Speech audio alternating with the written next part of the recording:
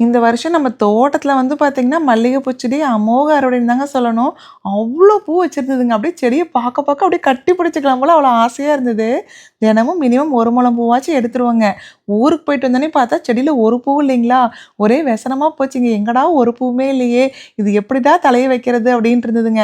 செடிய வந்து யூசுவலா பூ பூக்கறதுக்கு இலைய ஃபுல்லா ரிவர்ஸ்ல உருவி விட்டோம் அப்படின்னா, அந்த செடி தழைஞ்சு வரும்போது பார்த்தீங்கன்னா, ஃபுல்லா அரும்பு வைக்குங்க. ஆனா இந்த டைம் பார்த்தீங்கன்னா, ஒரே ஒரு குட்டி டிப்ஸ் தாங்க ஃபாலோ பண்ணேன்.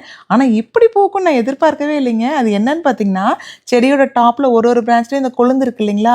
அந்த 2 இலைய மட்டும் கட் பண்ணி விட்டுட்டு, Miracle Gro plant food fertiliser இருக்கு இல்லைங்களா? அத போட்டு தண்ணி ஊத்திட்டேங்க. அவ்வளோதாங்க. செடி ஃபுல்லாங்க அவ்ளோ அரும்பு, அவ்ளோ பூங்க.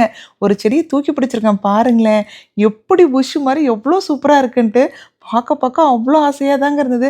ரொம்ப ஸ்மார்ட்டான டிப் தான். ஆனா நல்லா வந்து விளைச்சல் எடுத்துரலாங்க. இது எல்லாமே லாங் வீடியோல போஸ்ட் பண்ணியிருக்கிறேங்க. கண்டிப்பா பாருங்க.